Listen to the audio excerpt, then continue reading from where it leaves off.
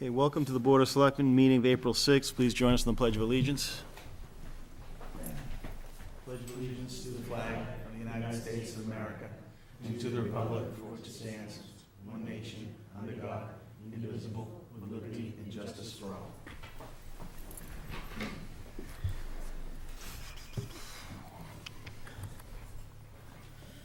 Okay, we've got a full agenda. Is there anyone here for the budget discussion? Specifically, one item on the agenda. Just want to understand that because we're going to be working through this agenda in maybe a different order just to allow people to get in and get out on some of these items that we have. We've got a couple of discussions and presentations, so just want to be cognizant of everyone's time.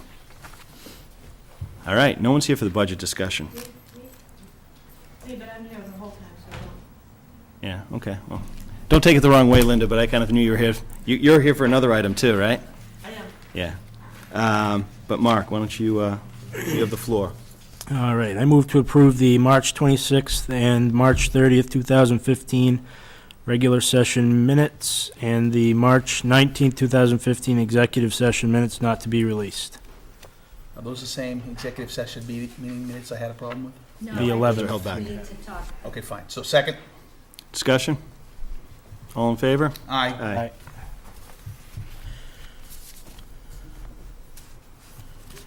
All right. Let's do the baseball opening day. Just to really mix things up for you, Mark. Sure. And Brian, I don't want you to join us. Come on up. Good evening, gentlemen. Brian Morford, I'm with the, I'm assisting the Nipmuc softball, youth softball with opening day coordination. This is Chris Belville. He's Chris. baseball's representative. Do you guys have the letter that I gave to Diane?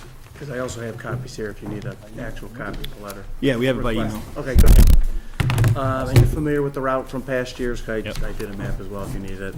So It's the same as always, right? It's same as always. That's the key word, same as always, that we've been doing for years and years and years.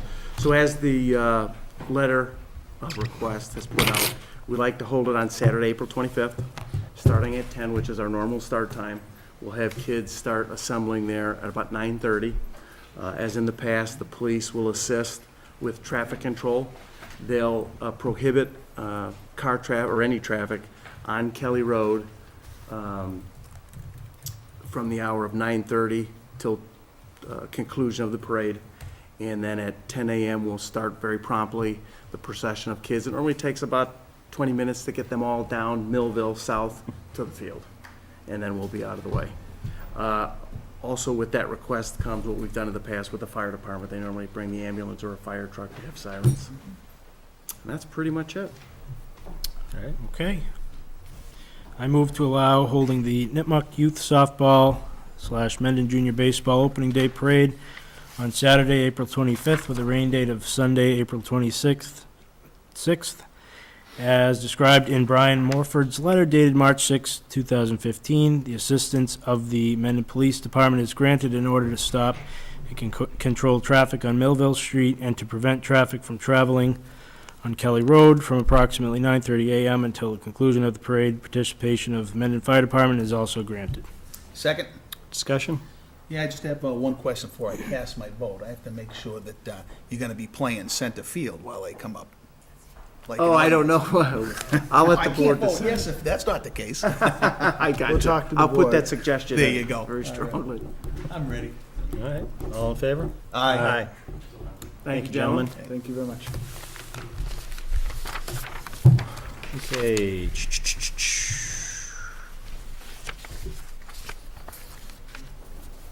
Next item. Okay. I move to present a commendation to Megan O'Donovan and proclaim Monday, April 6, 2015 as the Megan O'Donovan / Prudential Spirit of Community Recognition Day in Mendon. Second? Discussion? Yes. So this award, the Prudential Spirit of Community Awards, was created in 1995 by the Prudential Financial in partnership with the National Association of Secondary School Principals. They're designed to emphasize the importance of our nation places on services to others and to encourage all young Americans to contribute to their communities. As the state honoree, Megan will receive a $1,000 award, an engraved silver medallion, and a trip to Washington, D.C., May 2nd through the 5th, for a series of national recognition events. We have a commendation here from the Board of Selectmen. However effective government may be in serving the needs of its citizens, the soul of our town and its vitality as a place to live and work depend on the relationship of family, friends, and neighbors. Strengthening those bonds is not as much in the hands of institutions or governments as it is in the hearts of the people. Individuals who volunteer to help people of all ages, races, and religions cope with illness, overcome hardships and barriers, adjust to social changes, and fulfill their potential. These volunteers are the unrecognized, unsung heroes of our society. Megan O'Donovan, recently named as one of our state's top honorees in the Prudential Spirit of Community Award Program, exemplifies the value of volunteer community service and is a role model to other youth as well as adults in our community. A surprising number of volunteers in communities across the nation are like Megan, a student contributing time without expectation of reward, other than the gratification that comes from helping others. Some of these young people work in established groups, others seek new and unique ways to help others on their own. Recognizing these young volunteers and encouraging others to follow their example is the aim of this nationwide program conducted by the Prudential Financial and the National Association of Secondary School Principals. Its aim is to reach into every community in all 50 states and the District of Columbia to identify and honor the unsung heroes locally, state by state, and then nationally, in hopes that their recognition will serve to stimulate others to volunteer service. As Selectmen of Mendon, and on behalf of our town, we commend Megan O'Donovan, for our Prudential Spirit of Community Award honoree, for her outstanding volunteer contribution to others in our community. And therefore, in honor of this achievement, we are proclaiming Monday, April 6th, 2015, the Megan O'Donovan Prudential Spirit of Community Recognition Day in Mendon. Here she is. Go on. Congratulations. Congratulations, Megan. Go Huh? over to the You select. can just come on over. Congratulations. Thank you so much. You're the same young lady that came to CrossFit, right? Congratulations. Thank you. You're welcome. We still have a vote, correct? Yep, still got a vote. All right, any further discussion? All in favor? Aye. All right. Congratulations again. Thank you. And that, Do we get that now? we can, because we just all signed it. There we go. Thank you so much. Thank you, very proud. Job well done. Thank you, gentlemen. Okay, we have got some more time. Couple of old business items then. Considering the first, right of first refusal for property at 60 North Ave, coming out of 61A. And I believe we have gotten a recommendation from CPC on this, I think, right? They- CPC said that they were not interested, and Bill McHenry from the Affordable Housing said the property isn't conducive and they would not be interested. Right. I'm sorry, is there, Can't hear at all. The mic's on? the mic's on? Yeah. They appear to be lit, so I'm assuming they're on. Can you hear me now? They're definitely on. So, we're just talking about a property at 60 North Ave that's coming out of 61A, so the town can exercise or not, choose not to exercise right of first refusal. And this has been before us before. CPC has made a recommendation. They're not recommending we take action on it. So right now, I think it's up to the board to formally make a decision on whether we act or choose not to act. So I will accept a motion. I move to not exercise or sign the town of Mendon's first refusal option to purchase land containing approximately 9.412 acres owned by Theodore L. Hilliard at 60 North Avenue. Second? Discussion. I'm a little nervous to vote on this because I have not been appropriately advised by my wife yet. You can. But I'll risk it.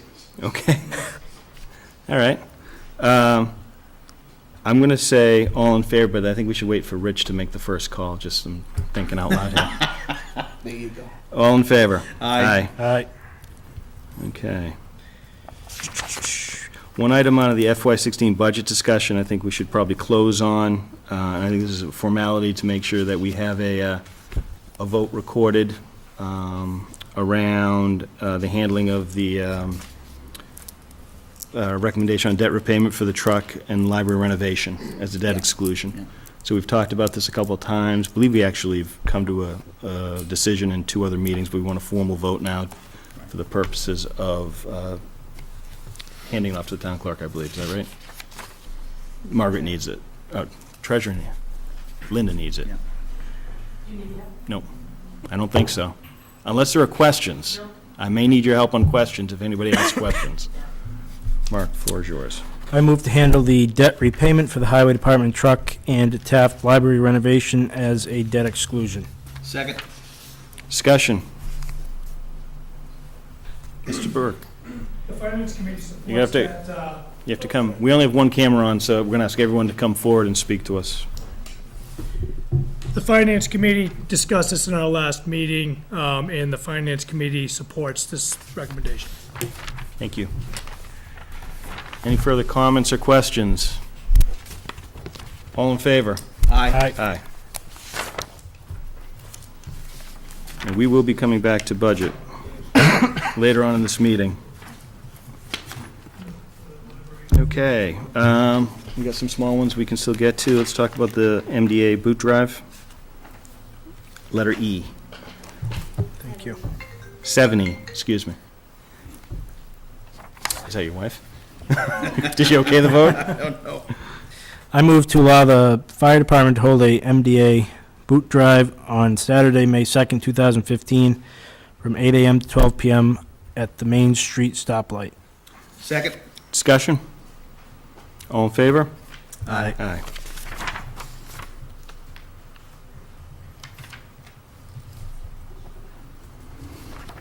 There's another item on here regarding some property coming out of 61A. I would like to pass it over until we get some review from CPC and Affordable Housing. That's their road.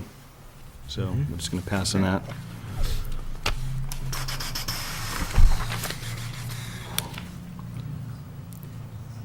Linda, how much time do we need to discuss the excise tax demand fee, do you think?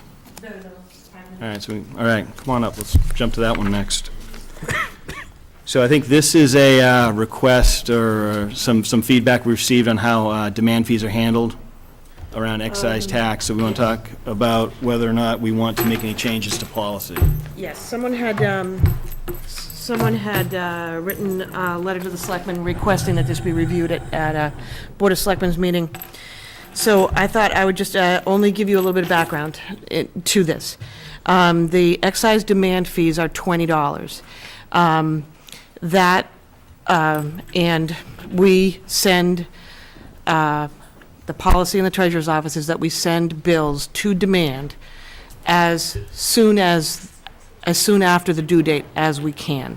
Generally, it takes a few days to catch up with mail, making sure payments are processed and whatnot, but it's just as soon as possible, and it generally happens within a week. For instance, our big excise commitment of the year goes out in January. That commitment this year, we had about 950 demands go out. That was for people who had not paid their excise taxes on time. We had 950 demands go out. They were $20 each. That $20 demand fee has been in effect since 2009, when it was voted in. And we generally get a number of comments about how high it is. On the other hand, the people, or the worst I personally feel bad for people because a lot of excise taxes are $5. So to have a $20 demand heaped on top of that seems excessive. However, by the same token, it's a $5 tax, you know. And that's basically the history of it. I can honestly say I have mixed emotions, but basically, the tax, you're given 30 days to pay your taxes. Once they're due, we send them to demand as quickly as we can, out of fairness to all of the people who do pay their taxes on time. Right. And I have to always remember that portion of the people. So because someone brought it up and has asked you to review this, it would be nice to have you affirm your sort of support of the $20 fee. Otherwise, we would need to discuss increasing it or decreasing it. I can tell you that I've canvassed a number of towns. I've got maybe 15 or so towns here, and the fees range from $5, which is the state minimum from many years ago, all the way up to $30, which is the maximum that you're allowed to charge by law. They're all over, towns even surrounding us, $5, $10, $15, and we're 20. So it's all over the place. I mean, do you find they're flat, just a flat fee for any excise, or does anyone do any sort of proportionate? I've never heard of anyone stepping it to any degree. The fee is supposed to cover your administrative costs, so regardless of how much your bill is, Right. it costs the same to administer the demand. So the amount of your bill shouldn't be impacted by the demand fee. Right. Which is probably why nobody does that. If the demand fee is reflective of your fees, of your administrative costs. So it's really not a revenue generator, it's like trash bills, it just covers the cost. It's not supposed to be a revenue generator, Right. no. In regards to revenue, this is a demands only, Right. only demands, is a $25,000 or $26,000 source of revenue for the town. This is excise demands only, not including any other demands on real estate, personal property, Right. or anything else, Okay. which is the same. So it's a significant portion, it's a significant revenue source, certainly. Yeah, I'll be honest, I'm not necessarily considering it a revenue source. I mean, I think it's I just think Correct. it's, Correct. I guess I'm torn too, because I mean, if you have something under 20 and the demand is more than the cost of the actual excise, then you're sort of saying, why? Yep. But on the other hand, it's fair and equitable, right? Everybody gets the, It's fair and equitable, and the other part of that why question is, well, why not? right, If it was a $5 or a $10 fee, why didn't it get paid? And for the 950 people that didn't pay it, there was about 4,100 people who did. right. So, Operationally, we're pretty clean in how we, produce and disseminate the bill, so we're not seeing any glitches or, with what we're doing that causes any sort of No. a delay. no. Okay. No. Well, so I was, how many did you do? How many demands? How many demands were there? 950 out of the first commitment. Okay, so I made 950, and it was a $5.25 fee, because I got an abatement, Yes, and Yes. the abatement process was confusing, yes. and did not realize that the abatement document was the new bill. So I wouldn't say 100% the process is clean. Well- I think that was confusing, quite frankly, to me. But anyway, I just paid the $20 and complained. Was that the day you were at the window I saw you talking? Could have you? been, yeah. I'd say you I'll have had to say that luckily we do not run into that problem. There is no bill reissuance, I might as well say that, well, once. There is no bill reissuance, the abatement is an abatement of the original bill. Okay. So let me say that to be clear, if you receive an abatement, it does not change the due date of your original bill. The original bill is it. So, but luckily we don't have, Not so smart. if, Right. I just wanted to clear that up. If anything, we have problems with mail not being delivered. We tried to be sensitive this year with the snow, mailboxes, the whole 9 yards, with the winter that we just went through.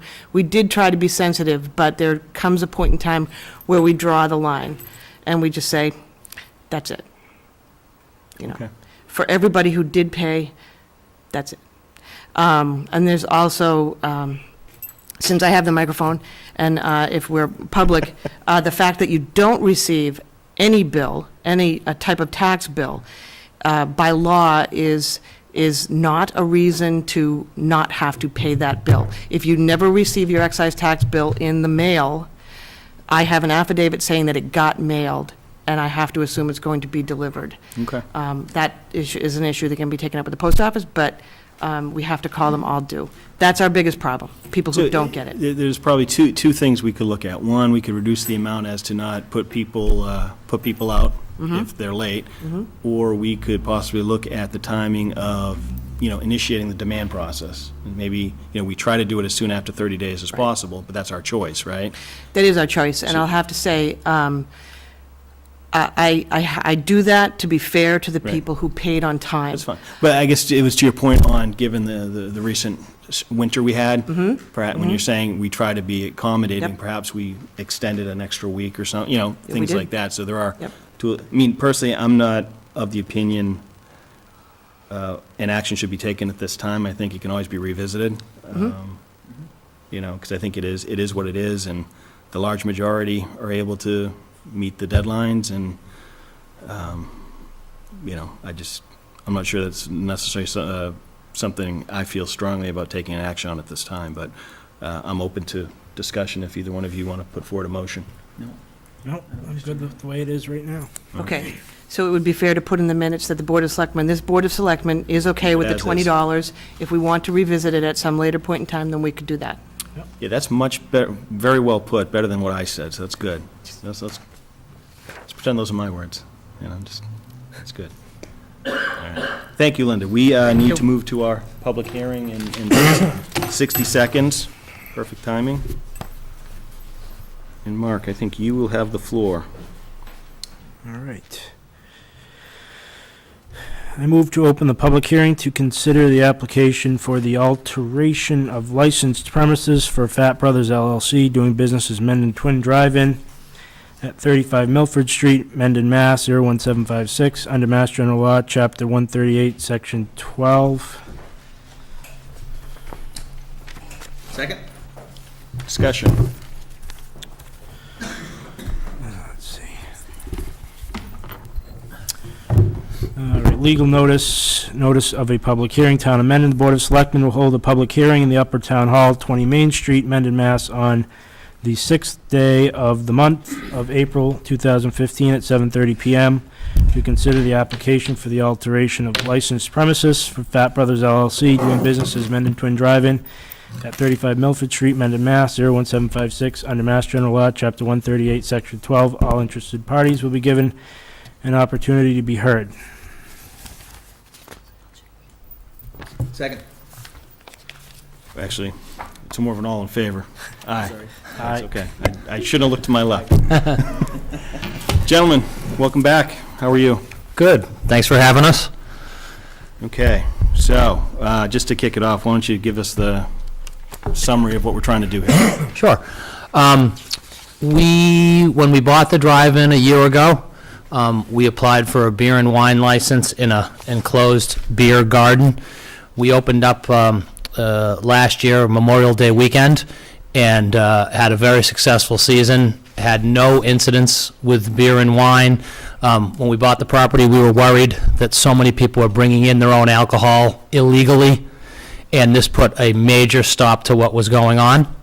And so we also took out a couple one-day licenses when we had events like a Jimmy Buffett simulcast concert or a Mantown Film Festival or a Ladies and 80s night, and where we served all across the property. And again, we hired police details for those nights, had no incidences, and we would like to bring many Phantom Gourmet events that we do in Boston to Mendon this season.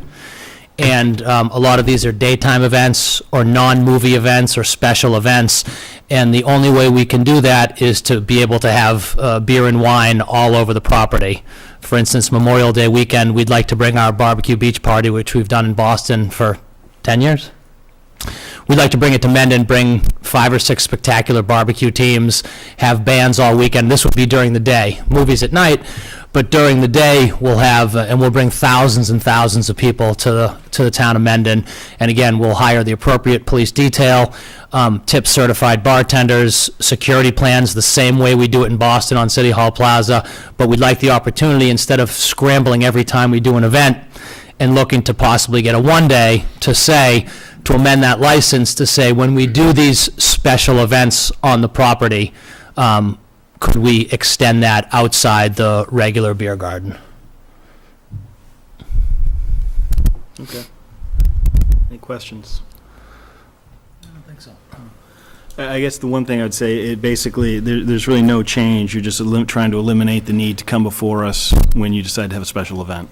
That's exactly right. As opposed to filing a one day each and every time, we'd like to know what the rules are going to be going forward for a special event. We have 2 in mind at this time. The Phantom Gourmet Barbecue would be Memorial Day weekend from 11 a.m. to 6 p.m. Right. And the Phantom Gourmet Junk Food Jam would be Labor Day weekend, Saturday, Sunday, Monday, featuring all your favorites from turkey legs to fried Oreos. Okay. Go ahead. So I do have one question, yeah. So, so would it be your intention then to continue to just sell beer and wine normally, but you'd only go further than that under the conditions of these special events? This will only be an alteration on the nights of special events or on the days of special events. Can we actually specify?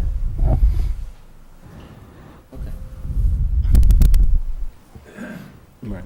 So, and I'm just, I don't know if you can give a little background in terms of just so people are watching or listening, they can understand sort of when we talk about the process for a one-time, what that entails, because it sounds like it's burdensome to some extent. So it'd be helpful to understand that.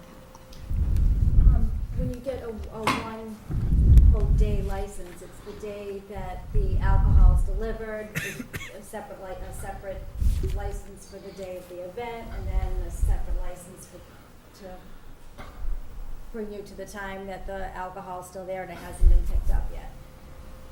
And that all has to go through the ABCC every single time that they want to do that. It's not just the time taken to apply for the one day. It's to properly execute events in our world. For instance, to recruit the barbecue teams that we want, you want to be reserving those teams 6 to 12 months in advance. Yep. So you want to know what the ground rules are going to be before that time. I mean, I think the only thing that jumps out at me, it's sort of open-ended, right? So you could have a special event every weekend, and that would probably not be, and I'm not saying you are, I'm just saying Yeah. if somebody was sitting there watching, well, it's That- open-ended. Well, that's the question I was That's a good question. We're a drive-in movie business, and before we bought the business, it was about 90 nights a year. I think we're going to do about 130 to 135 nights a year. The other nights, it would be too cold, prohibitively. We're not winterized right now to have special events in December, January, February, and March. And we can't really go off-screen during the heart of the movie season to throw ourselves a special event on a Friday. Events business is Friday and Saturday. Right, right. Very difficult to pull off other days of the week. So we're going to be showing movies Friday and Saturday. And what is the likelihood of a daytime event every single Friday and Saturday? It's pretty difficult to pull off. Right. I mean, in Massachusetts, we do 4 events a year. It's not like you do one every weekend. When we try to do events, we try to bring thousands of people to the town we're in over a course of a weekend. We're not looking to bring hundreds every weekend for a year. Right. That, yeah, I mean, It's not worth it to us to open unless we're going to have a big promotion that takes months to let people know about it and bring them there. so I'd say what I've heard is there's some concern about, is it a movie drive-in or is it becoming something else, right? So I think that's probably the concern. You know, even the, you know, the DJ and the PA system that you put in last year, I've even gotten feedback on that, saying that, you know, what happened to the, you know, the movies was one thing, you know, but now you got a PA system, and to be honest, the term, you know, carnival barker was used. I'm like, well, let's kind of relax a little bit on that, but, you know, it was sort of a new thing where people were like, wait a minute, is this a drive-in anymore? And so the more, you know, 1 year later from when we talked about this last time, it's sort of, you know, someone might look at it and say, okay, where are we going with this? Because technically, I agree with what you said, but if you chose not to, you know, transition from drive-in to something else, that's an opportunity, or, I'm not saying you are, I'm just saying to people watching might be looking at it, so are we losing our drive-in? So and I just want to, I had a question in the back, so I'm not sure if that gentleman wants to, just your name and address, please. Yeah, Aldo Mastretta, 18 Crestview Drive, which is actually neighbor to the drive-in. There's been a major change in impact in sound. My whole neighborhood can hear everything at the drive-in now because of the outdoor. I didn't know what it was early on in the season, but then when you announced, hey, we got our whole PA system up and running and our speaker system, no wonder. So, like, you're talking about special events, like there was a flea market you guys did last year. Yes. Every morning I'm awoken to music, blasting, sound, that went all day long. If I hear, like what I'm hearing now, open-ended special events, that could go anywhere. And I don't know if the sound, if the sound is being taken into account, because it's a major change. Like you said, it's not a drive-in anymore, it's more of an outdoor recreation area. It is a drive-in. I was just, and I just want to bring it back because, you know, I mentioned the sound, and we're not really here to talk about the sound, so I'm not even sure if there's a noise ordinance, but bringing it back to the idea of the licensing, in my mind, the only thing I want to understand is to what, and I'll say control, does the town have to manage what type of, the events, because I think we all want the drive-in to succeed. You guys have done a great job. Thank you. And, building upon what was a very solid foundation. I just want to make sure in the nature, in the spirit of what it was, it continues to be. And I'm not saying you're doing anything different. I just know there might be some cautionary hands out there saying, well, what if? I mean, in this, the way this is worded, basically, we're saying special events, yes. Is there any thought to managing this so that we understand how many special events one might expect in a season, et cetera? Or if I'm not even sure if there's anything from the license permitting standpoint we can do that. On the Form 43, Yeah. there's a space in there with remarks. So if you want to say limit to X amount of events, you could say you need 60 days notice or however many days notice before they have an event. You can pretty much put on. We can put some conditions in there if we so choose. That's just my opinion. I'm going to step back and let Mr. Schofield, Mr. Reel ask any questions or, react to my comments. No, I think the big thing for me is I just wanted to make sure it didn't depend upon what's been there, very good compliance with everything. I mean, there's never been any problem with that at all, but I just want to make sure that we're not only relying on that to not have the expanded liquor license be used, all year, anytime there's anything there. And it sounds like the way it's worded, it can't be. Well, I think we might have to put some definition on what special event means, because I think that's a very ambiguous term, honestly. I think. Yeah, I'm happy to address what you said. First of all, to the resident that was inconvenienced by the noise, let me apologize. We do not plan on doing a flea market this year, partially because we did receive a complaint. I should also say that I'm happy to leave my business card so that anyone in the neighborhood can contact me if the noise ever becomes burdensome. In regard to being a carnival barker, we are promoters. We do want to bring people to this town. A lot of our fans have never seen it before and are very impressed, as are we. In regard to special events, we can come up with a tighter definition of what that would constitute. It is not intended to be for the nights when the crux of our business occurs and will continue to occur, which is 2 first-run movies on both screens.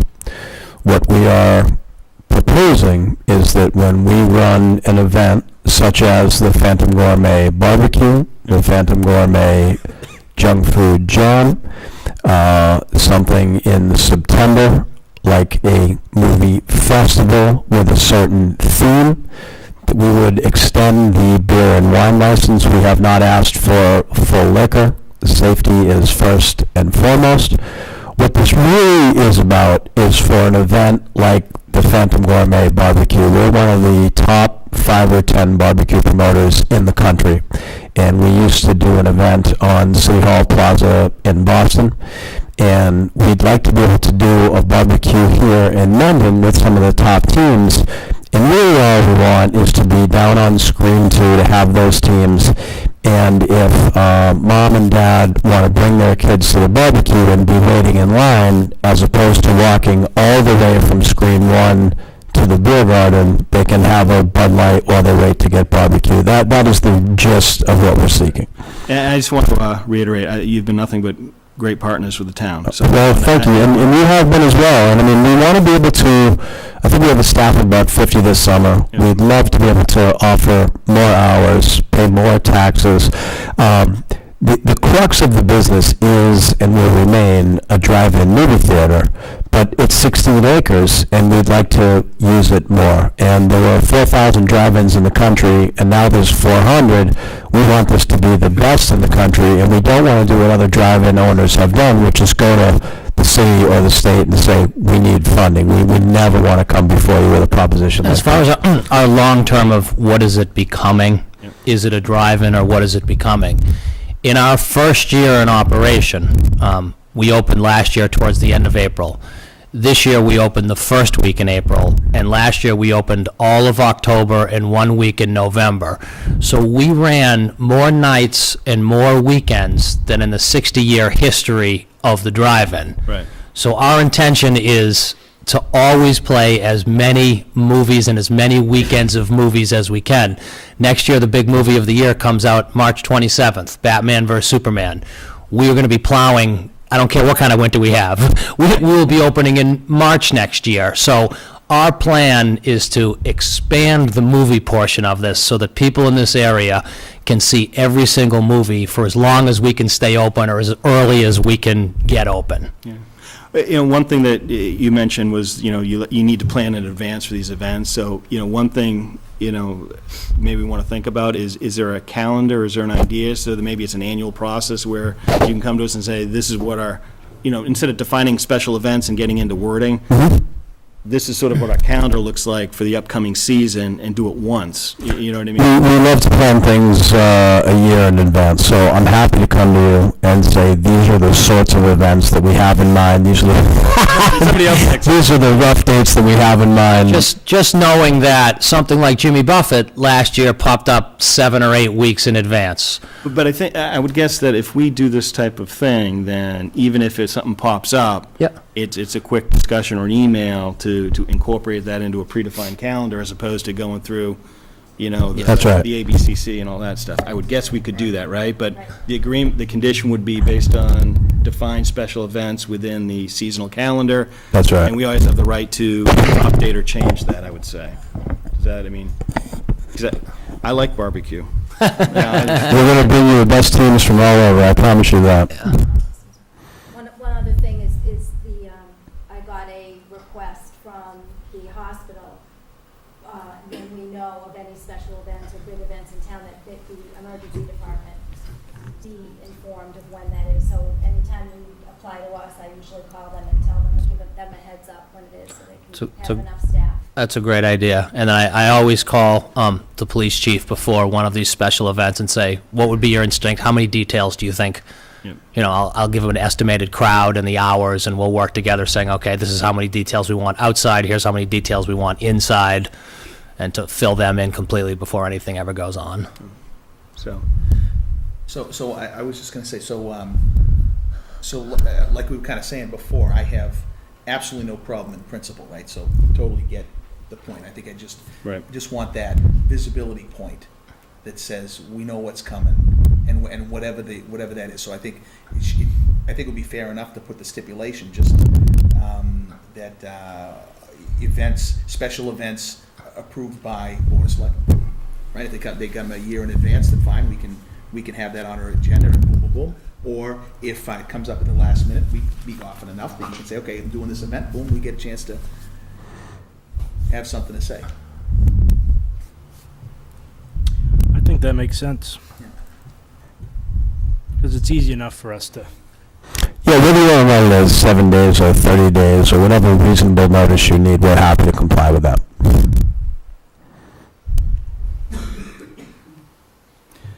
And we always have the option of altering that, right? We can adjust our, because this would be an annual renewal, correct? If you're,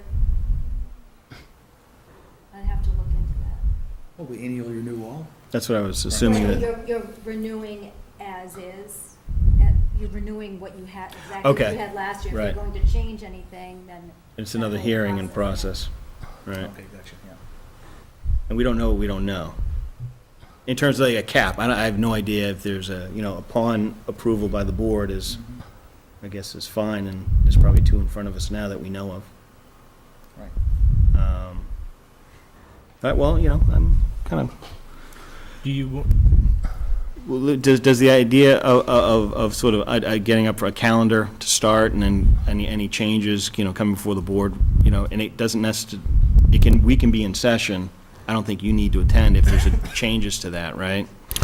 We're happy to say that we will give you our best faith effort to keep you completely apprised of what we intend to do, and that this is not a way to change the license every weekend. That is not our intention. We intend to be great partners and tenants of the town. And I just think for the people that are out there watching or listening, things like that, that's not, the intent is to maintain a drive-in with extracurricular activity to Yes. maximize your That- investment. That's Yes, correct. we, But I would just want to, one thing you said in terms of best efforts, I actually probably want to suggest that it needs to be upon approval of the board.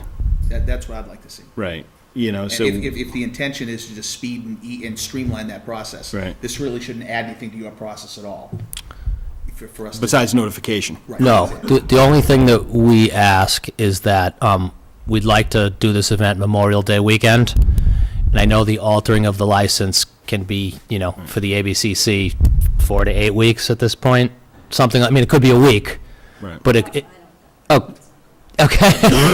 But would you estimate that it could take 4 to 6 weeks from now? What I've seen is about 6. Okay, so we don't have a lot of time where, Memorial Day. yeah. That's the for- barbecue one. Yeah, right? That's right. So, we're trying to get this accomplished by then. well, I guess my point would be, I think the motion I would expect to hear is to alter the premises for special events as approved by the Board of Selectmen, and if we need to put two, what I'm hearing is Memorial Day and Labor Day right now. And then if there are any, those would be the two sanctioned because we're approving them.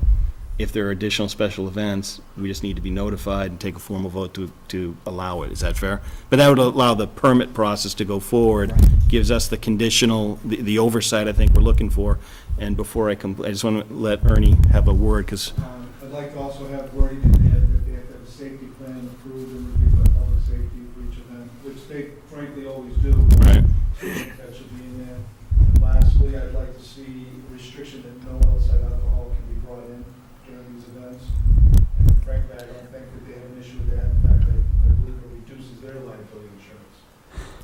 If we're gonna have alcohol available in there, frankly, I'd like to not have what also coming in as well.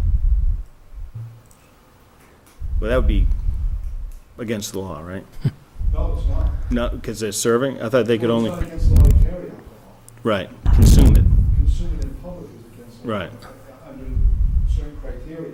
So as an example, if I have a police officer at the front gate, you see somebody driving in with 3 cases of beer, there's nothing illegal about that. Right. But if they have a restriction policy, you can't come in with that. It's almost identical to what you have in a movie theater. Yeah. If you're seeing, bringing outside food. That's good.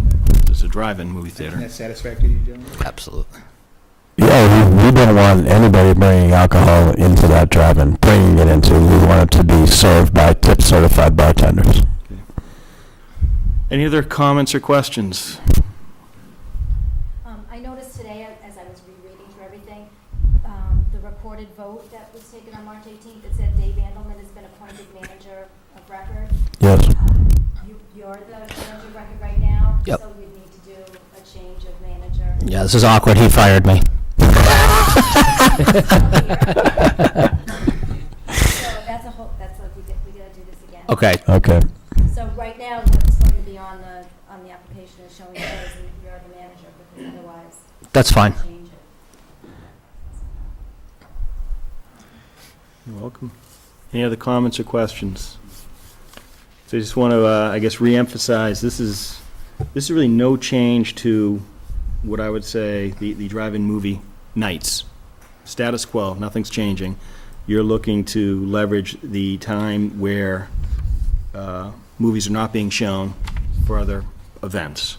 Yes. Those events would be, at the approval of the Board of Selectmen, based on, I believe, what Mark's going to read as a motion, of which there are at least two, one on Memorial Day weekend and one on Labor Day weekend they're going to go forward, and those will be during the day, because those would be movie nights at both Memorial Day and Labor Day evenings, correct? Correct.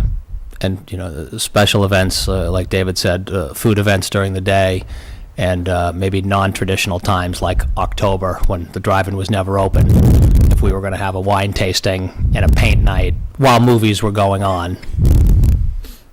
So certainly this will not be That's July. a twist. This will not be July 10th for Minions, Right. where the lights. Well, anything that we would do would be with permission and a safety plan. Right. So it would still be in the hands of this board to approve. Okay, and at this time, there's two that we know of. Any further would be coming before the board going forward. So, I'll accept a motion. If you can, Well, wait a minute, don't we have to come out of hearing to vote? yes, I'll accept a motion to close the hearing.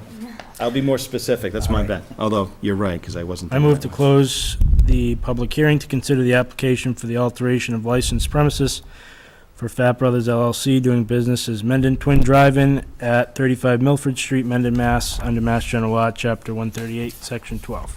Second? Discussion? All in favor? Aye. Aye.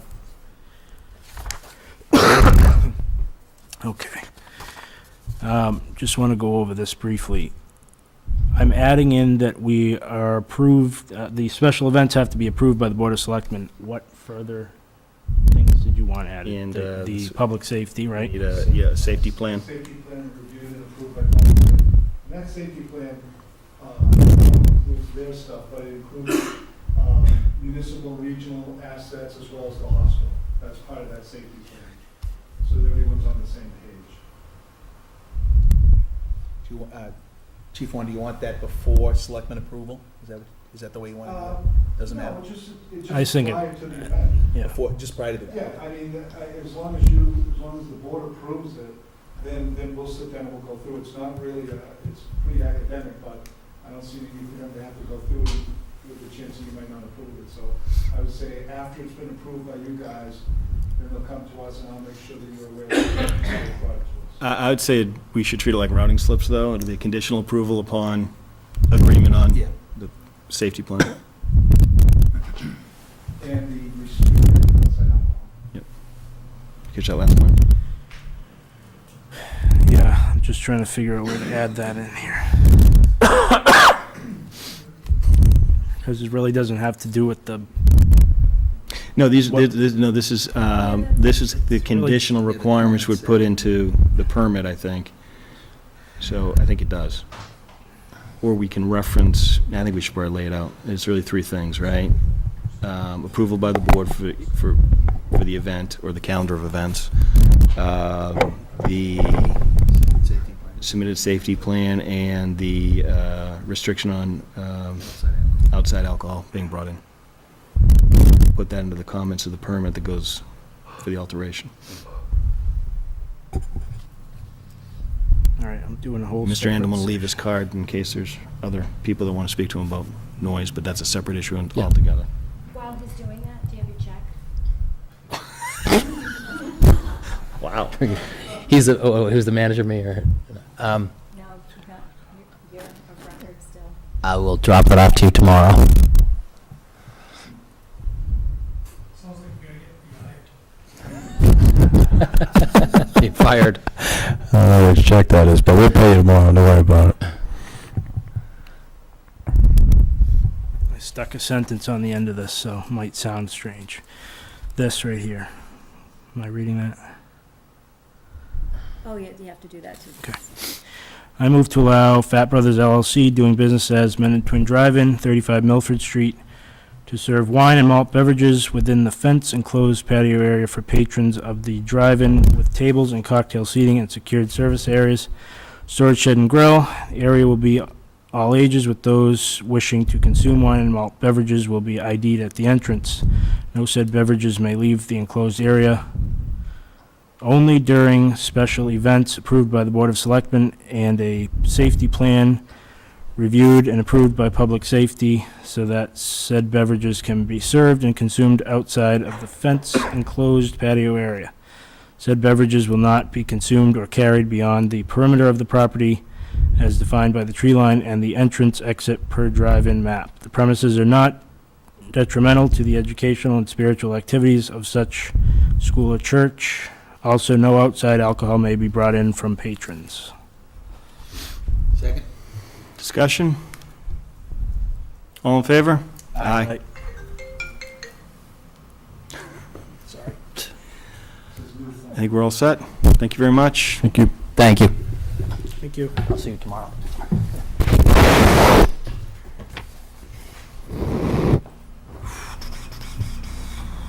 Okay, next item, discussion with, thank you very much. Actually, I didn't want you to hold on to that. Next item, a discussion with DC Bates team regarding the tax increment financing.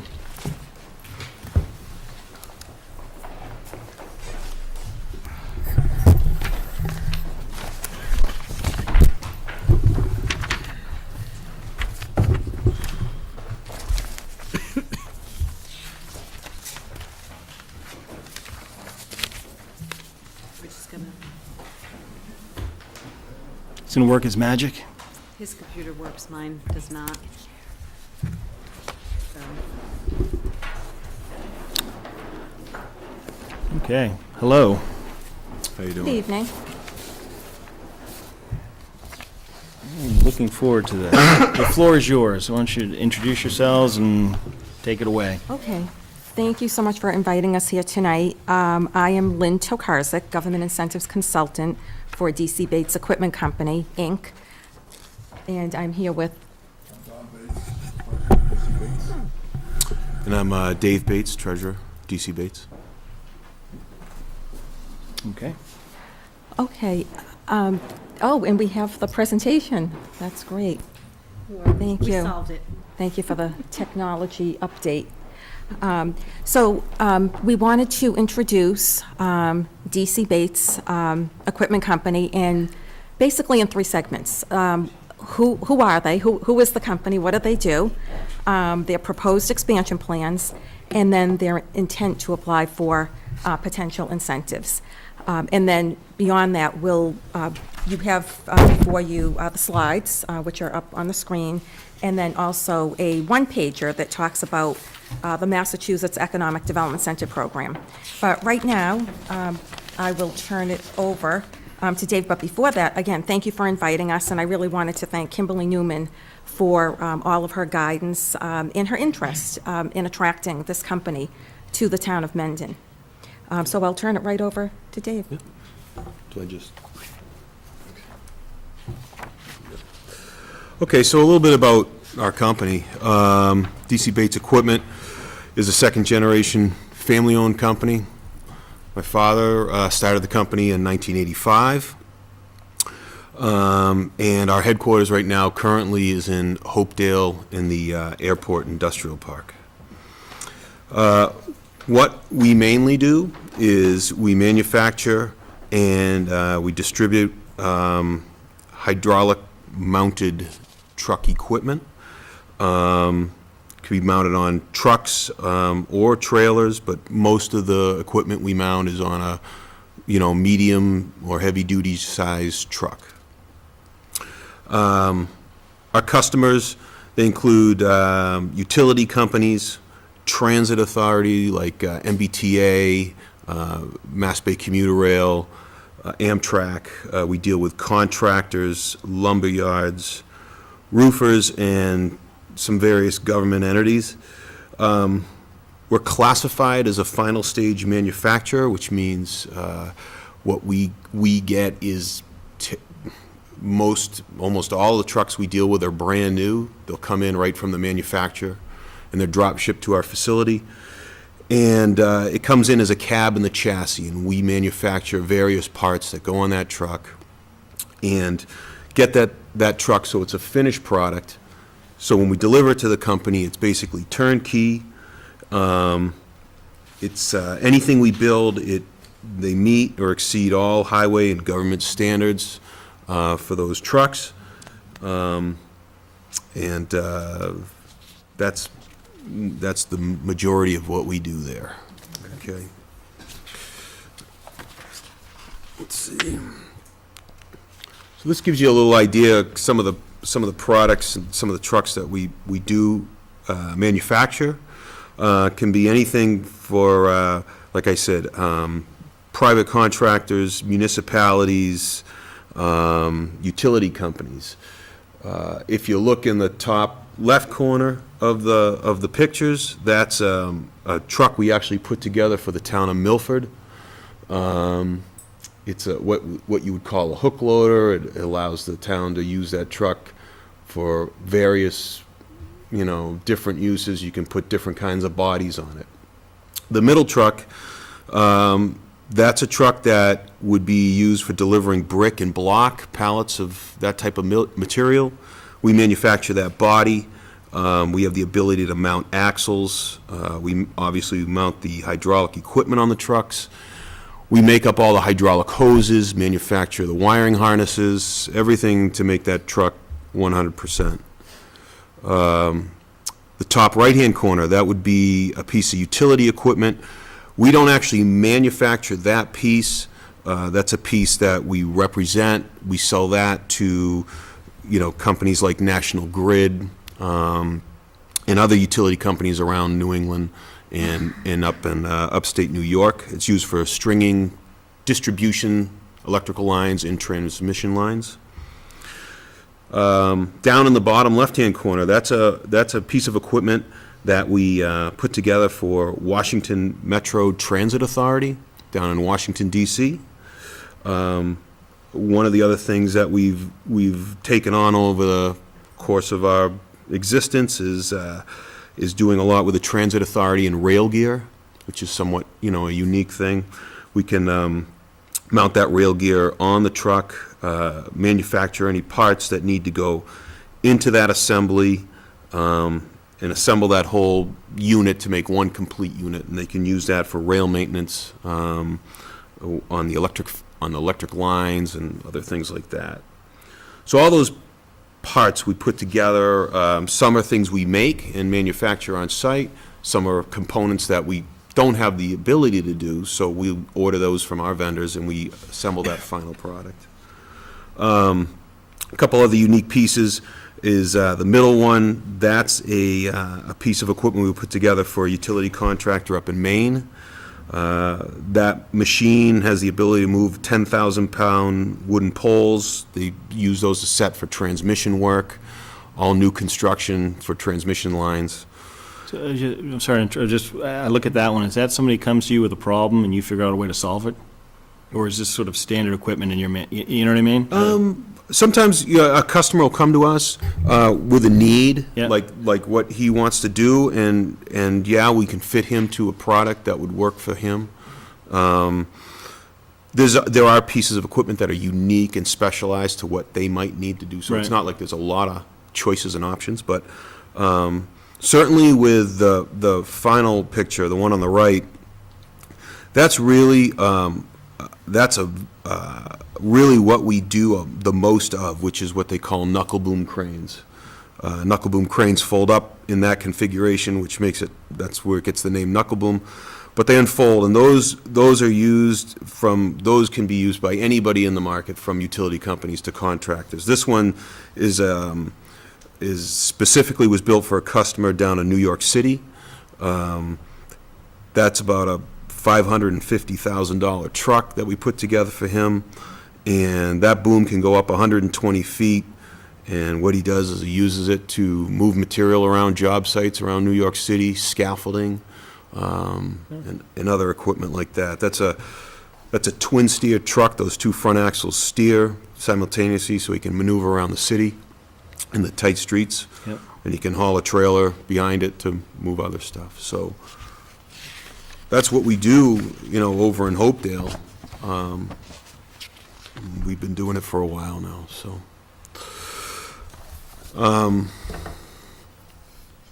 Gives you an idea what we do. And so what we want to do is we need to expand. Right now, we currently lease lease 2 buildings that together they approximately 25,000 square feet. And that's where we house all our offices and storage of parts and material, and that's where we do all our manufacturing. We're also, we deal with parts, service, we service all the equipment we sell. We have customers that service their own equipment, we sell parts out of there, we ship, receive, all that. So, over time, have increased our business and the customer demand, and we need to find, a more modern facility that meets our needs. So, a while ago, we conducted a site search with our realtor that we're using at the time, and that led to the purchase of the land here in Mendon, and that was approximately 6 years ago that we bought that land, so we've had it for a while. But here we are 6 years later, some things have changed. We're definitely still considering this property as a viable option. There have been some other existing buildings we've looked at that have been brought to our attention. But right now we feel, and what we like about Mendon and what we've seen is it's pro-business. And we like the town. We feel it fits our needs with location.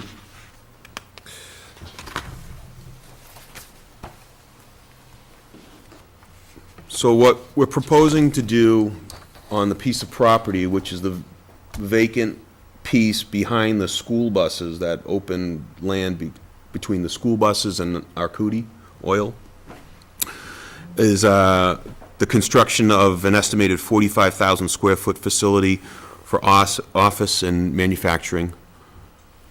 Right now, the projected investment is $4 million. That's not including the cost of the land that we've purchased, just for the construction. And this could go up, depending on which choices we make on certain parts of the building. So, this property would definitely generate some new real estate tax revenue, certainly permit fees for the town, as a result of this proposed building investment.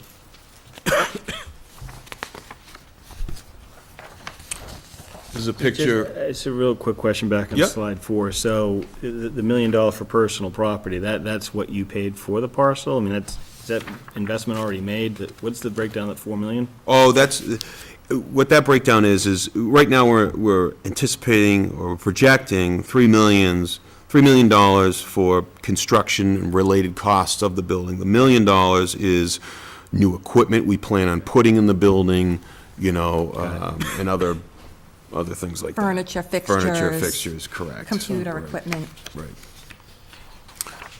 This is a rendering of the building, of what it will look like. It'll be, office in the front, obviously, with the service, and all the manufacturing in the back.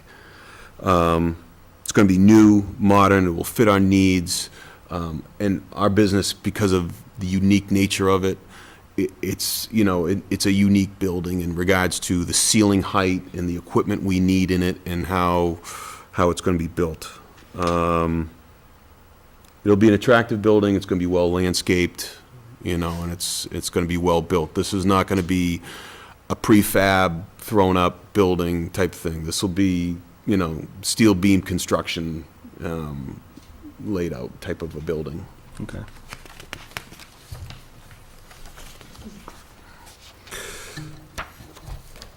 So right now, we employ 22 full-time employees. That's people that are, you know, out in the shop area and sales and in the office. What we're planning on adding is 5 new permanent full-time jobs over the course of a 5-year period. I think that's a conservative number. But the types of jobs we have a lot of welders, mechanics, that's the majority of the people that we employ, fabricators out in the shop, and the remaining people that work for us are, you know, office people, administration. There'll be, with the construction of the jobs, there's gonna be a lot of temporary construction jobs created in the area, you know, created because of that, so.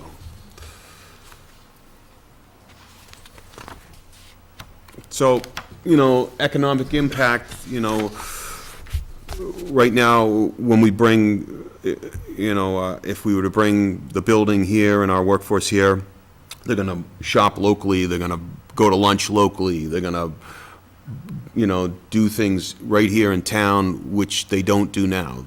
They go Hopedale and Milford or something like that. So, you know, what we feel is that they're going to impact the area when we bring these 22 plus more people in here. They're going to use the services right here in town. Okay.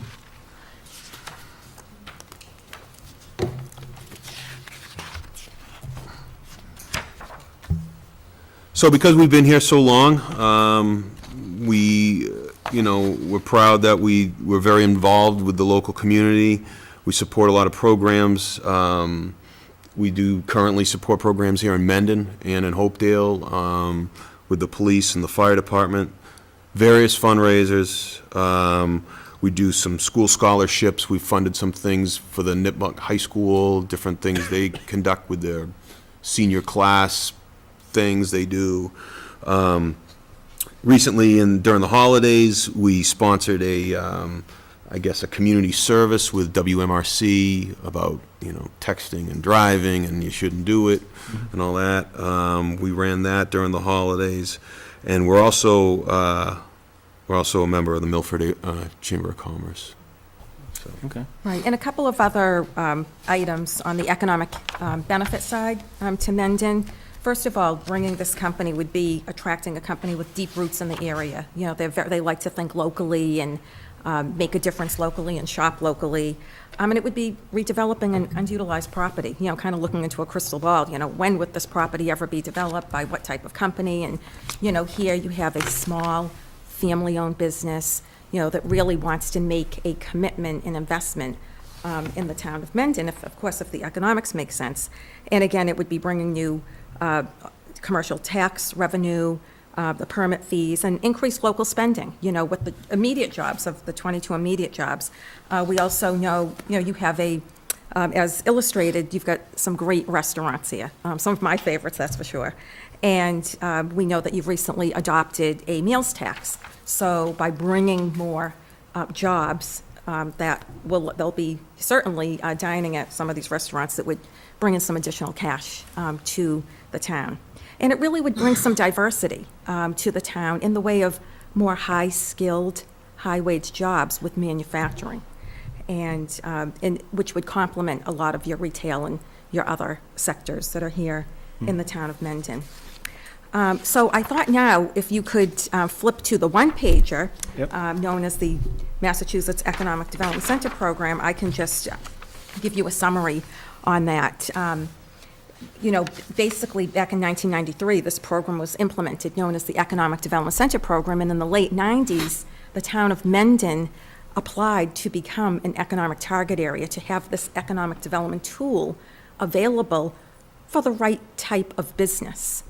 We see a lot of communities that have had this designation for years, and some communities, such as, a lot of the real cities and urban communities, they have dozens and dozens of companies because they have a lot of the older mill buildings that have applied for this program. But certainly, we find that a lot of the communities are pretty selective as the type of company that they want to offer. So, the community always dictates the type of company. And just to give you a little background about myself, I actually used to work, I'm representing government incentives consultant for DC Bates, but I actually used to work for the Massachusetts Office of Business Development and implemented what is known as the TIF program back in the mid-'90s, late '90s.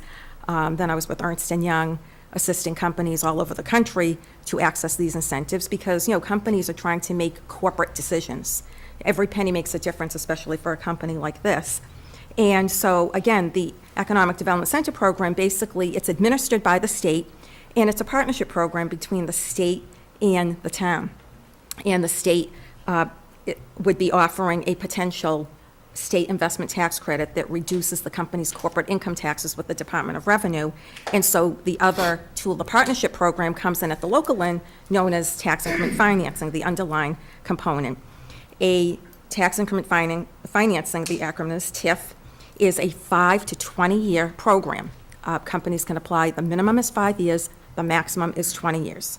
And it's basically a TIF is a discount on future taxes. The beauty about a TIF is the town doesn't lose a dime on the existing tax base. So on the land that the land that the project is being considered on, the town is generating tax revenue. That is something you will always collect. So there is no loss to the town. And the company proposes to construct a new facility that increases the assessed value, generates new tax revenue, and so there could be a potential discount on future taxes. A minimum of a 1% exemption, a maximum of 100%. As a matter of fact, and the average TIF by state law cannot be lower, over the life of the TIF cannot be lower than 5%. We've actually forwarded some basically TIF comps and various TIFs, all across the state. There were some legislative changes in 2010, so there's been many companies in the Blackstone Valley, approximately 45, but more 10 years ago and longer that they actually applied for the program, so they've all expired. But certainly the program is, many companies have applied for this program, close to 2,000 companies since 1993, since the inception of the program.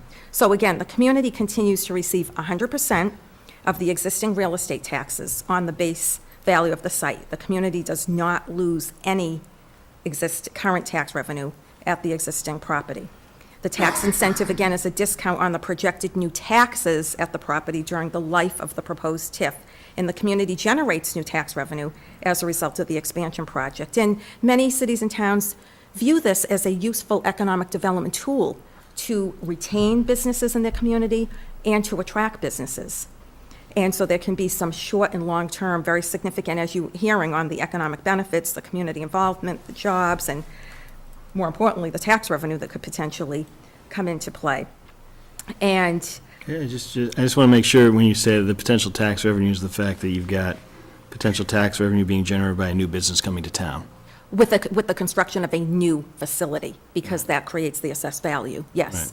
Right. Okay. Not just a new business coming to town, because a company could be leasing space, as an Right, example, right. but yes, because there would be a new facility constructed. And again, so the company's eligibility criteria need to meet the 3 bullets that are listed. Under the law, they must be creating new jobs, and under the law, how many new jobs? One new permanent full-time job. So they will exceed that because their proposed conservative number is 5 of new job creation, while they'll be retaining the current jobs. New real estate investment, which equals new tax revenue coming into the municipality, that's a requirement in order for the company to apply for this particular TIF program. And then also the company, this was one of the legislative changes, the company also must have substantial sales outside of Massachusetts. That's a requirement by the state and the company. How do you measure substantial? More curious, if that's the wording. Threshold is 25%, Okay. in accordance with the state law. So the company, has significant sales, over 25%, because as you can hear, they've got customers really all over the country. Right. And then just a little bit about the incentives process. Basically, once the incentives have been identified as a potential TIF, the company submits a TIF proposal to the town administrator, and then basically has a discussion on the terms of the TIF. Again, a minimum of 5 years, a maximum of 20 year, and can be anywhere between 1% and 100%. And the company, now, the other interesting note about this, I know it's coming to you kind of on the fast track, but the company actually was required to submit an incentives intent letter that they submitted back in August of 2014. So there were some preliminary discussions back in August about this potential project. So that's more of a FYI, I'm sure you have a copy of that letter. And again, so the next step would be for the company to sit down with the town administrator and a team and discuss, a potential tax incentive that would make sense for both parties. Once there's a mutual incentive agreed upon, it does need to go back to the Board of Selectmen for their recommendation to town meeting. Town meeting has the final approval in any community for a potential TIF, and we understand that there's a placeholder on the warrant for this project for May 1st, Yep. the annual town meeting. Should town meeting approve this, then the state has the final approval because the state administers the program, and that final meeting would be the end of June. So that's really, the project in a nutshell, the overview. We'd be happy to answer any questions. Yeah, I'm just curious, the eligibility criteria really is at the state level, right? That's what the EACC is going to look at to make sure that your company falls within the guidelines of the state program. Is that fair? Yes, yes. What happens if substantial sales drops outside of the state? Can you become ineligible? Well, that's something for the state, the company will have to put basically, a spreadsheet together. They have significant, very substantial sales. I mean, historically, we sell all over New England, upstate New York, into the city, and then, like I said, we. Yeah, my question is less to do with your company. My question is more to do with the state, and how Yeah. the state sets this up, because I think we've been on the short end of some state guidelines in the past, and I want to understand. We're looking at it from the municipality standpoint of what controls are in place and around, I would say I don't know what the right word is, but around the municipality and what we have. So, I mean, my understanding of a TIF is we're foregoing certain revenue over a period of time to allow, the transition to take place, let the business get up and running, substantiated, and at some point, it'll come to full, tax revenue. So while you're making the point that the existing taxes will be paid, if nothing happens, the existing taxes will be paid. So that's sort of a net in my mind. So from my standpoint, I look at what is, and Kim, you and I have talked about it, so what's the timing, what's the right balance, right? I think you heard in our last discussion, as I say, we do enjoy strong partnerships with the business community, because, to your earlier comment, I think we are, I don't know if I'll say we're pro-business, but we certainly understand the benefit of having business in the community. Right.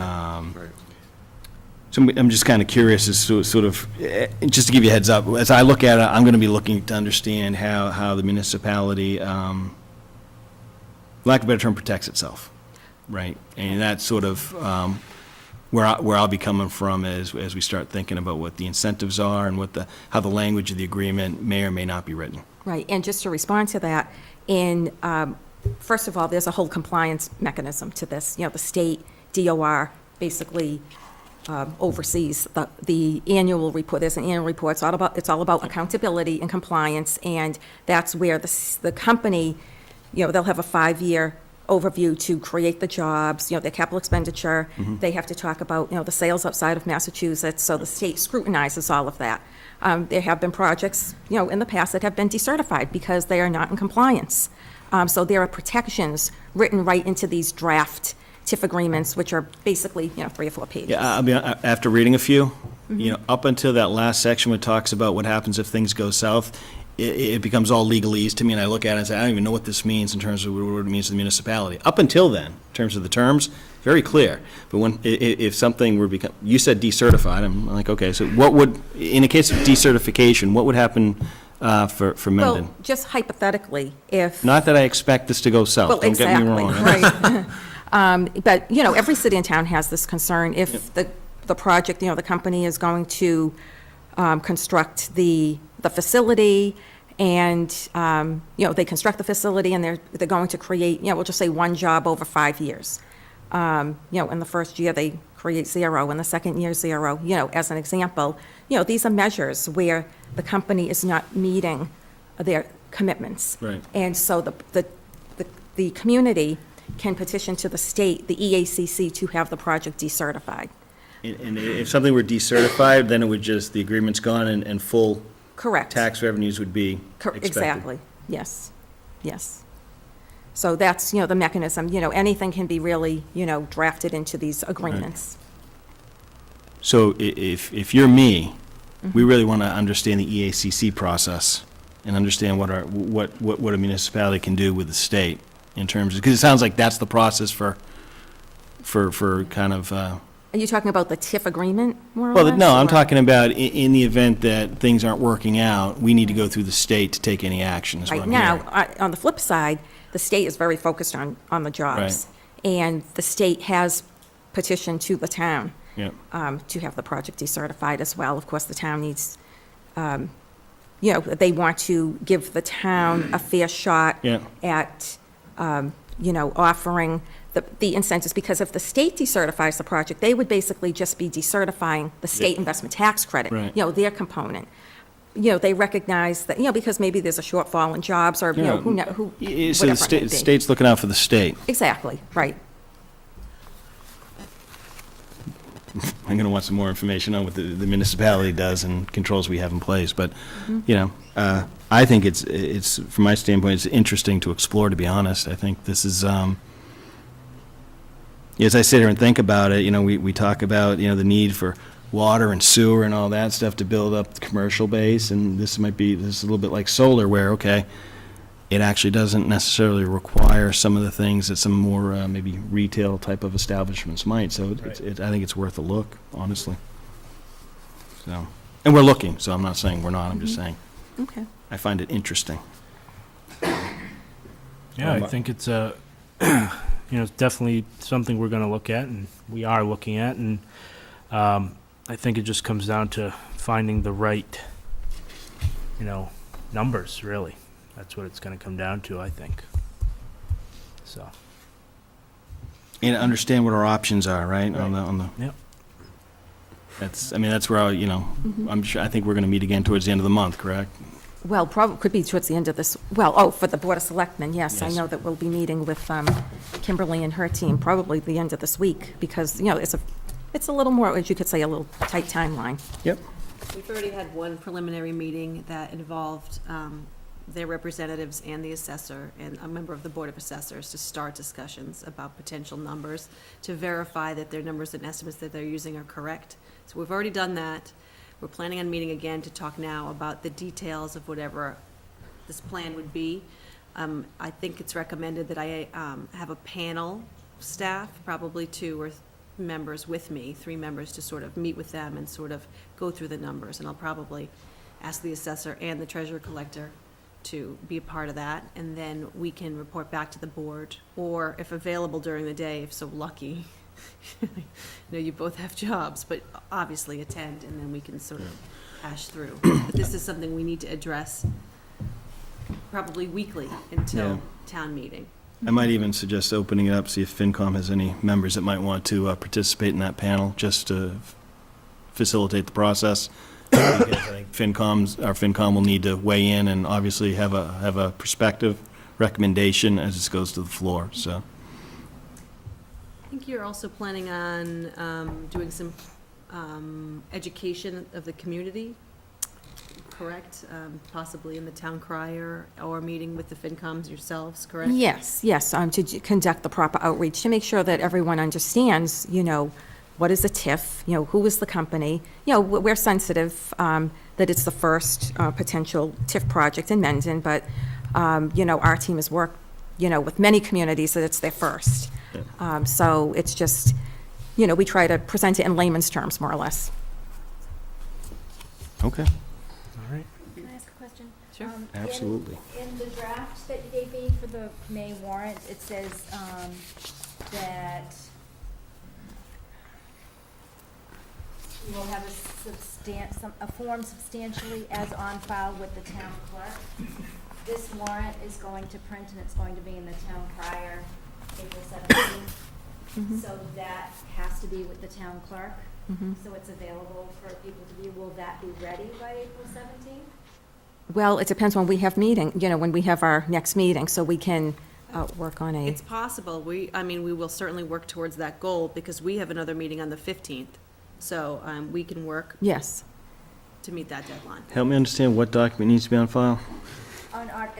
As it says on Article 23. Yep. Approve a tax increment financing agreement between the town and DC Bates Equipment Company and BLKB Corp., collectively the company, in the form substantially as on filed with the town clerk. Are those the numbers we're talking about? The agreement, yes. So if it's not going to be available, and it says it's available, So essentially, we have to vote on an agreement the 15th so that it's in her office for the 16th. And council will be here as well on the 15th. Does that need to be on file, or does that just need to be on file because we put it in the language on the warrant? well, does it have to be worded that way? You provided me that word. Right, that was just like sample. No, it doesn't have to be worded Well, that way. I That would was give just- ourselves maximum flexibility on the numbers if we can not state that, but have it on file and have it available, obviously, on the floor. Right, is there a minimum number of days it has Right. to be available for review before? Everybody's looking at Diane, that's not fair. She's just asking the question. This is pursuant to list Yeah. several mass general laws is part of that. All right, why don't we let's research that. I think, Well, it has to be signed tonight, so. You put a pending town council review in there. Change that back. no, if it's mass general law and there's some window there, and if we need to do it, we'll do it. Right. How comfortable are you that we can do it in a week's time, Kim? Yeah, threw you a curveball on that, didn't I? Just kinda- That depends on all of your availability offline to discuss potential. We are as available as you need us to be. You know that, right? Just a phone call away. I can certainly prioritize it, and we have one member recusing himself, so it's just you two. So, I think. It's your call. I think it can be done, especially because we're gonna All want right. council to review it, and I think the date is fine, but Let's leave it as is then. if something comes up and we need an extra date after council reviews on the 15th thinks of something else, we might want to build in a window. I think we should shoot for the 16th, but if we can allow for a longer period, Just in case. just in case, then. All right, so we're gonna talk about the warrant and sign the warrant pending town council review. That's your recommendation. Correct. All right? Man, we are squarely on the fence on this one, aren't we? All right, we have 2 questions. Just to make note that April 15th meeting is a Wednesday and it's not a Monday. Right. Yep. I think this room is taken on that Monday, the 13th, so we've moved to Wednesday, the 15th for our next meeting. Okay, so, all That, right, that, it just said Monday, that's all. that Okay. agenda's been pulled, that was an error, that should never have gone out to begin with, so there's gonna be a brand new agenda. Okay. I know, I messed up again, I will say it in public. Chris? Mr. Chairman, just so I'm clear, can you just outline the steps one more time for me so I'm not missing anything? All right, and feel free to correct me if I'm wrong, but where it stands now is we've got a request to establish a TIF agreement with this company, right? DC Bates, and the next steps right now are to finalize what the monetary aspects of that agreement are going to be, in terms of, what percentage of tax revenue are willing to defer over what period of time, right? So I think there's multiple options that have been presented, and those are open to be reworked. That's the exercise in front of us between now and the 15th. We'd like to finalize that and by the 15th, so that we can stay true to the language in the placeholder article. And I think it's probably worth bringing this up in your meeting this week, Chris. And maybe we can just walk them through what that's going to look like. I think the biggest thing is conceptually, are we okay with what a TIF does, deferral of the tax revenue? And then are we okay with understanding what the deferment means in terms over X number of years? I mean, what I keep hearing, and I agree with it, is it's status quo. Our revenue's not going to decrease because we're receiving tax payments on the undeveloped land. We're deferring on the development costs, or the revenue generated from development costs of the physical plan, if you will, right? And then we will take that, if everything goes well and we come to an agreement and everybody says this is all good, we'll take it to the floor at the ATM. And that would be, it's a little different than easements. I was thinking it's more like easement discussion, like giving us permission to negotiate, but we're going to go with everything put together and vote on the actual agreement itself at that time. Well, one second, we just got somebody in the back. Mr. Charnay. So this question is for the base team. You may have said this. Assuming that revenue continues along the way that you forecasted, when are you hoping to add the 5 jobs? If this were approved at the town meeting, when would you start construction? How long would that take? So it's really 2 questions. How long would the construction take? When would it start? When would it end? And what are you figuring as far as the hiring of the 5 people?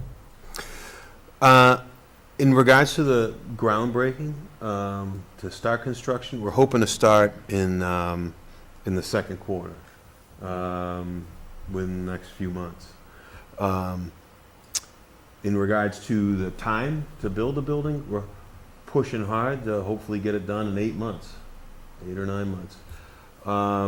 And with jobs, we've recently hired a few new people, and shortly after the building is up, we will have room. That's the problem we have now, is we don't have the room to hire welders and some more mechanics. We need. So the need is there. Yes, right now. we need service people, we need welders. We don't have the space to put them. Really. And I mean, to that point on the hiring, generally the TIF agreement outlines sort of the schedule where you'd expect some of those new hires to be brought on over year 1, year 2, year 3. There's actually an application. The Right. state has 2 applications, and one basically has a chart of each year of when the hiring would occur. Right. And they monitor that closely. So that information will be available on the Yes. floor for the vote. Mhm. Mr. Burke, you had another. It was the same exact question I had, Mr. Sharp. All right. All right, now. Any other questions? Okay, Mark. So, I mean, we don't need to take a vote on this. I think this has been a great information session, so we appreciate you coming in. Thank you. And honestly, I'm looking forward to continuing this process, see where we can take it. Absolutely. Excellent. Thank you very much. All right, thank you. Thank you. All right. Thanks for getting the slide. I'll walk you out. These? I don't. Yeah. In fact, Rich probably doesn't want them.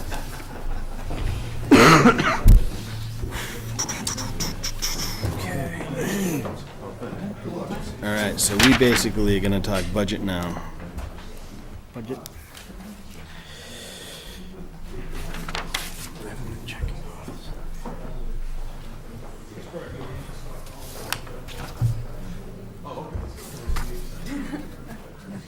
I'm jumping around.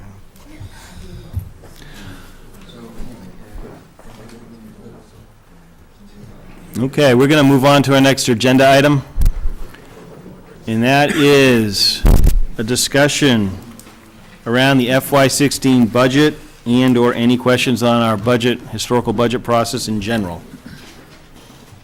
So where we left this, This is our standing agenda. this is our standing agenda item. We're not going to move more than 30 minutes on this, and it could be quicker than that, it's my guess. Just in way of an update, There's a number of asks out there in terms of information. Most of that's still a work in progress. Some of the bigger ones, Mr.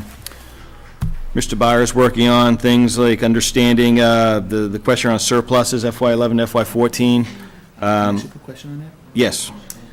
My understanding, the last I knew, Mr. Byer had not received a list of the questions and stuff that you're taking. Have you sent it to him since? He has it. He's actually responded Okay, to some. all right, cool. But he is not able to join us tonight, so that's one he's still working on. He's going to be joining us next Wednesday. And some of these costs, like fully loaded costs for teacher, I'd prefer to defer to Jay on explaining the number he's pulled together. But I think a lot of this information will be available next week for discussion, honestly. And I think, Chris, you had provided one question to me that you thought I had missed. Can you help me out with that one? Correct, yeah, the percentage of the override, how much will it be going to operational expenses, and how much will be going towards one-time costs on the strategic plan? Okay, yeah. Well, the good news is I did include that one. Thank you. Yeah, and I think Jay's pulled some numbers together for that, but like I said, where Jay's got the numbers together, I'm going to let Jay speak to it in the next meeting. And also, I had the second question, I'm not sure if you captured it, was the impacts if the override, impact to the school if the override was to not be approved. Right. I think that, you know, my thought on that one, Chris, is I wanted to kind of take that as a separate discussion. That's a discussion unto itself. I think the other thing I've started to look at is actually, there was some discussion last time on, you know, the growth of the average, you know, the tax bill within Mendon. And to be honest, started to pull some comparative numbers around for the region.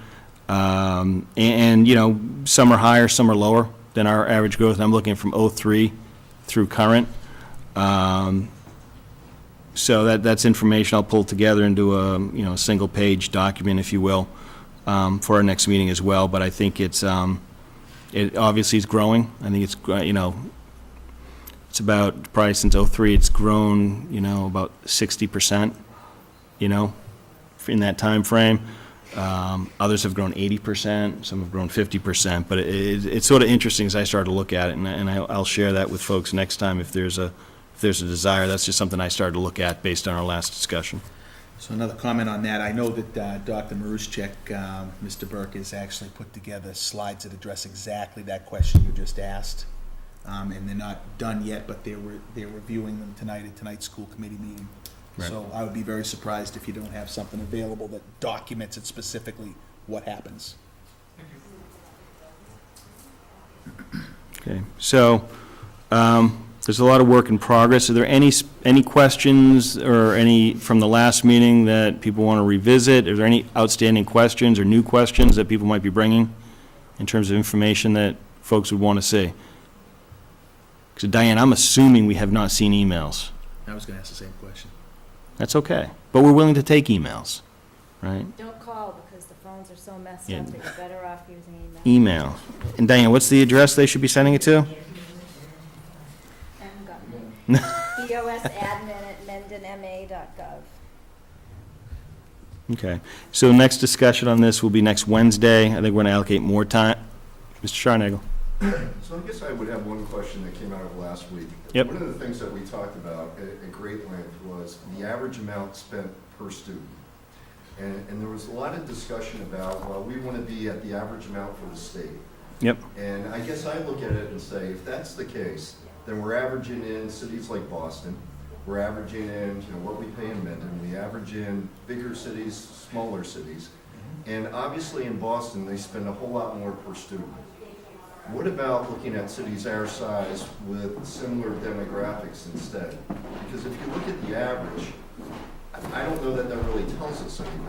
I think it would be more relevant if we looked at cities our size or towns our size, and what are they spending? And quite frankly, even that, I don't know that it tells us a whole lot, but a lot of people seem to be interested in knowing what that specific number is. Yeah, it's a good point. I think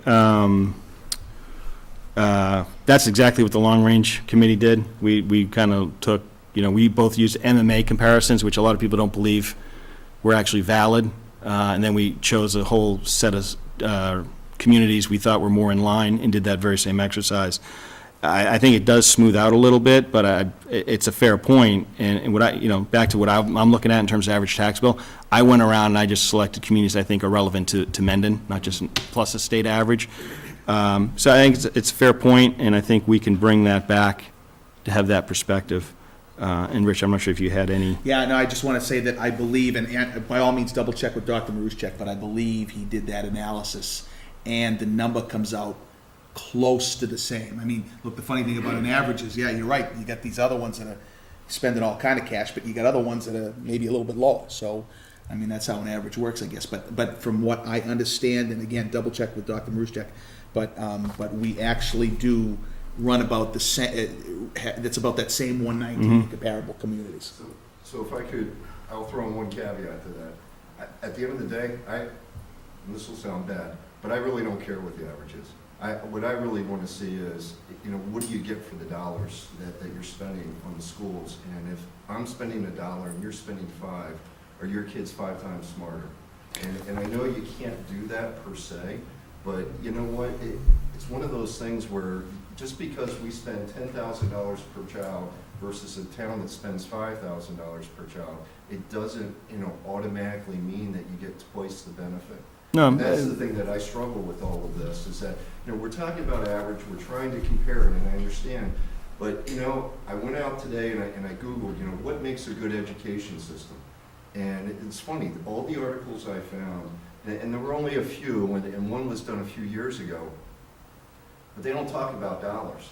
They talk about teachers, they talk about, the Right. programs in the schools themselves, those things. I would probably say that is something I would think being at the school committee meeting tonight might be a better forum for that discussion. Yeah. But it's a fair point, and I think, one thing that we are,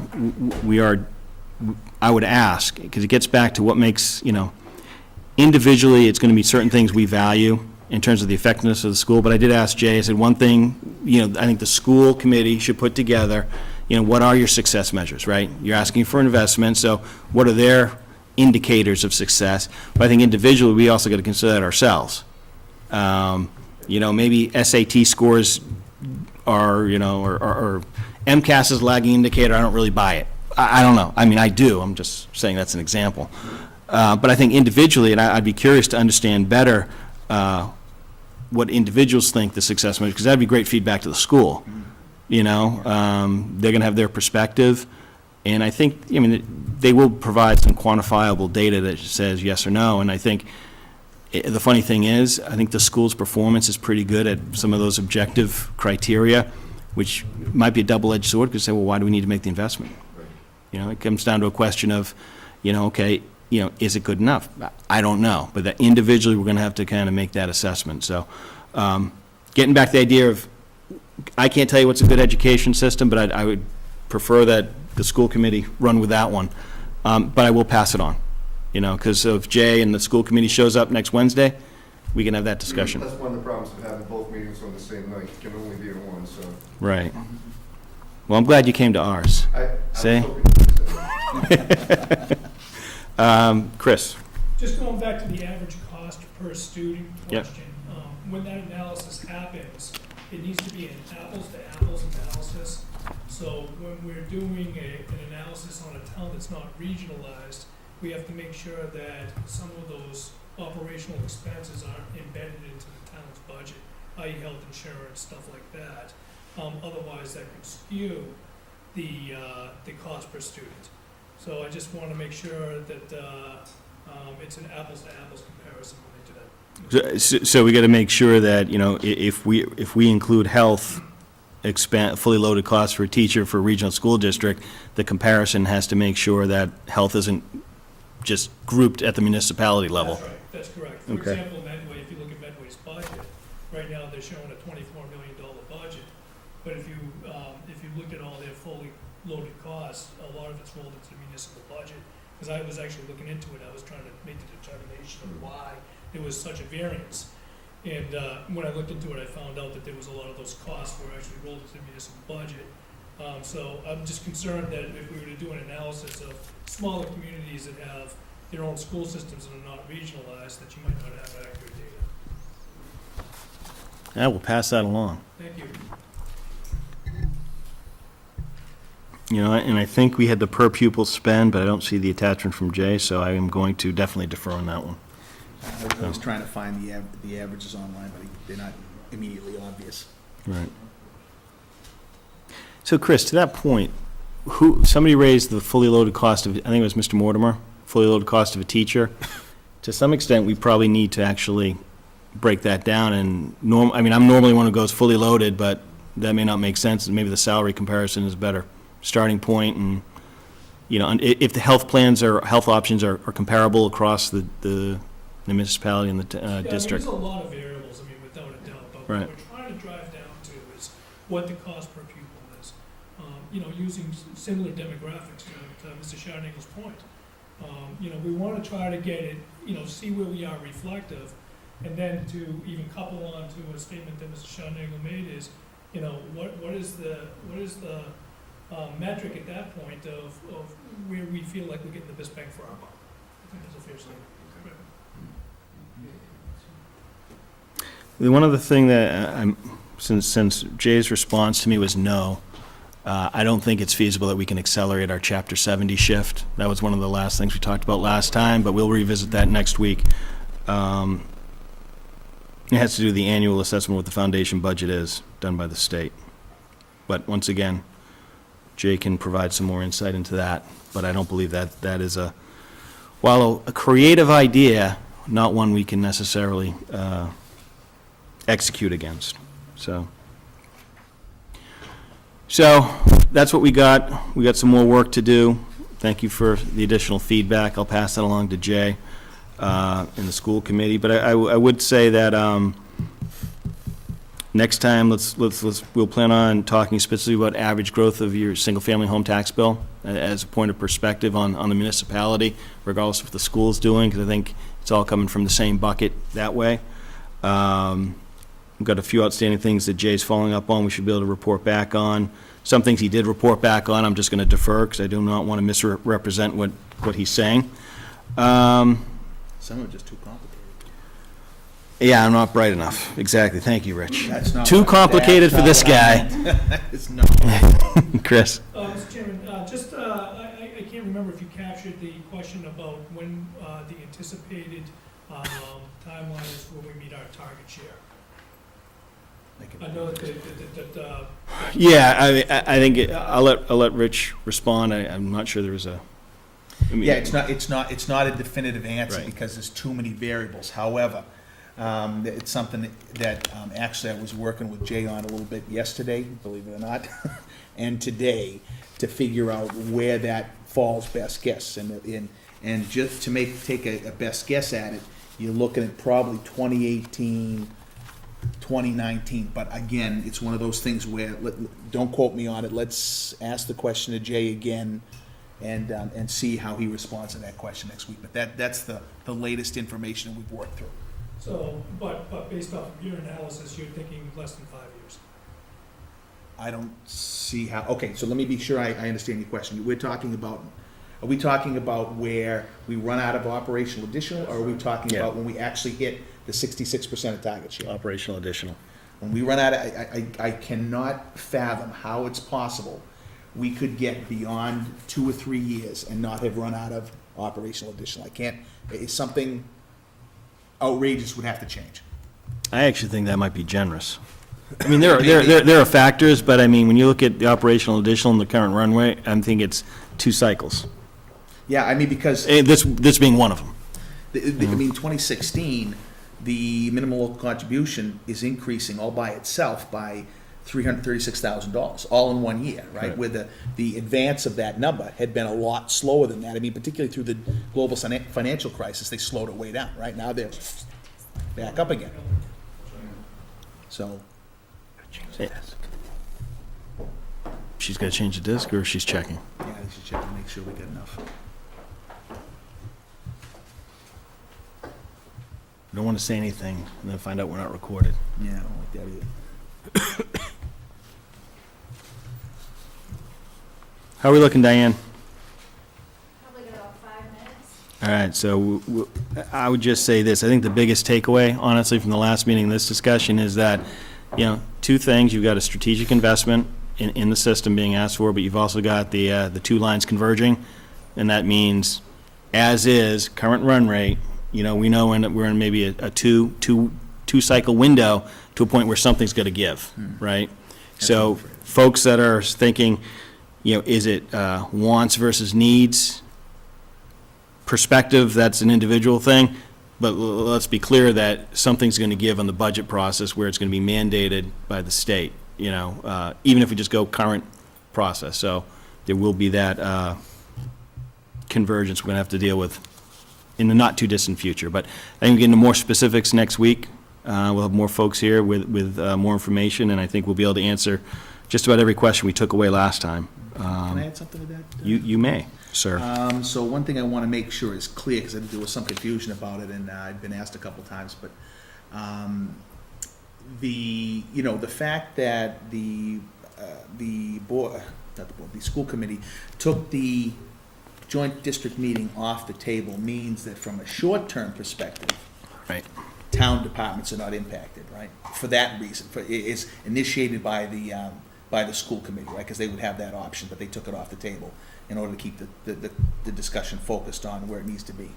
However, the inflection point that you just discussed produces a situation that without the benefit of some type of override between now and then, means that when we run out of operational additional money, now we have to take it from departments. And now, Right. so short-term, no impact on departments. Right. Medium-term with no override, impact on departments. Okay. If there are no other questions, then perhaps we should take a recess, Diane, because we can't get there in 5 minutes. And we'll change the disc. So, all right, we're going to go into recess for a few minutes for the purposes of changing discs. And we'll jump back for what I think will be a very short time period.